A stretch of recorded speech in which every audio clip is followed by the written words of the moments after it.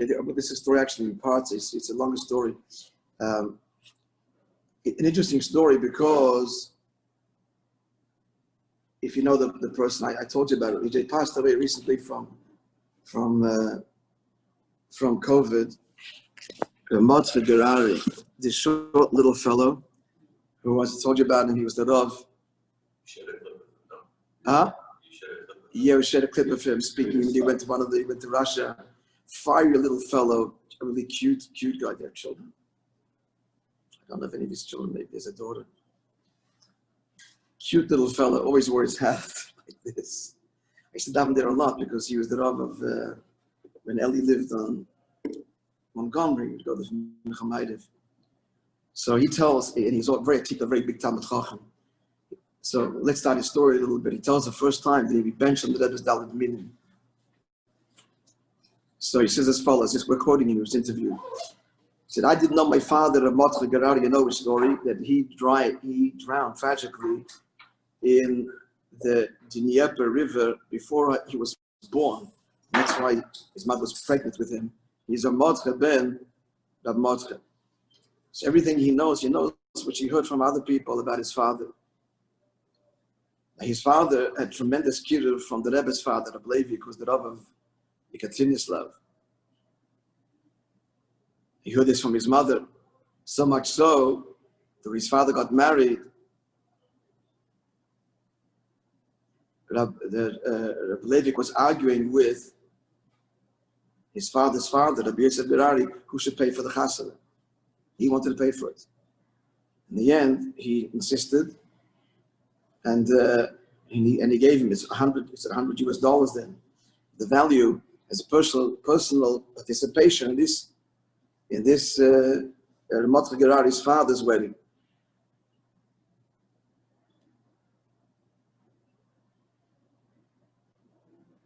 Another thing he says that my father was a university student. He drowned. We don't know if this was an accident or not. As you'll see, he was a frum boy and he was in university. And obviously, he was the father of this Moishe Gerari, and he was a bad influence on the students. This is the height of communist persecution. So he was becoming a doctor.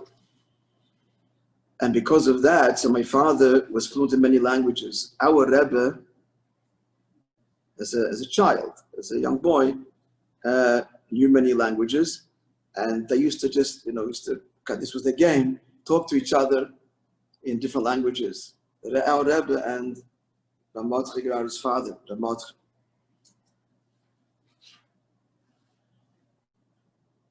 So my father was a Yerushalayim despite being a university student. They used to wear special uniforms. University students in Russia had a uniform. Now once, isn't this incredible story, that once he had to attend on Yom Tov a convention of academics. So he's sitting there trying not to be noticed, but the lecturer turns to him and says to him, you should please write something down. For my father, Twire Yom Tov was something so completely not negotiable that he fainted. He fainted right there in the lecture hall. He also heard, he said, from the Chassid Pinchas Levitin, it was the brother of his mother's, this guy's mother married the Beryl Levitin. This was a brother. He lived in Lud. Story, my father as a university student was once in the Chabad Shul, one of the suburbs of Moscow. It looks like he was engaged to my mother at the time, and they called him up for maftir.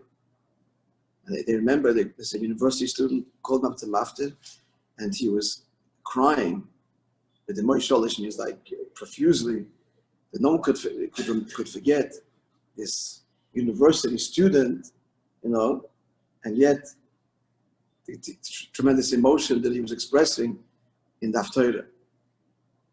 I also heard he says that one year Simchas Torah, that his father danced with my father a long time, with him alone, and nobody approached. But their approach, the Rikut Simchas Torah. I guess I've told you that my father drowned, and I believe Yitzchak held a public eulogy His father, that was that led to his arrest soon after, because he spoke for an hour and a half. The entire community came, because Lulav was a big Jewish population, and they never heard such a eulogy. He was calling people to preserve Yiddishkeit, which the Constitution in theory allowed. Personally, it's just that you couldn't promote it, you couldn't have public gatherings, but the Constitution in theory allowed individual, what's the word for it? One's own conscience to dictate one's life. That was only in theory. So this fiery drosha was held as a eulogy for my father's death.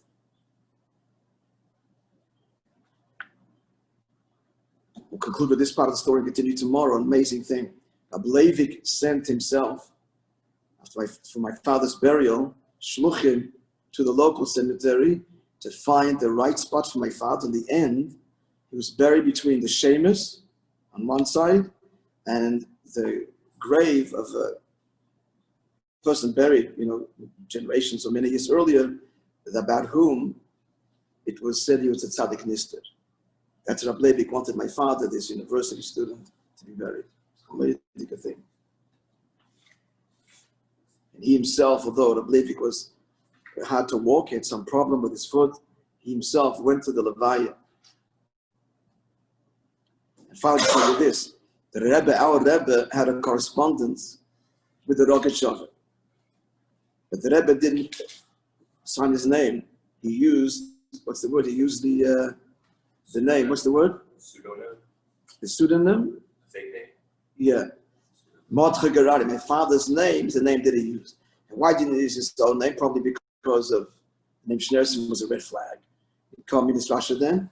But the fact that he used my father's name just shows the closeness. That's the name that he chose. We should add also, doesn't say it here, that his brother, Yisrael Aryaleh, assumed that name when he left Russia. But we're going to get to the end. The first time you benched Lulav and Esther in 1959 in the Sukkot 770 in the Rebbe's presence.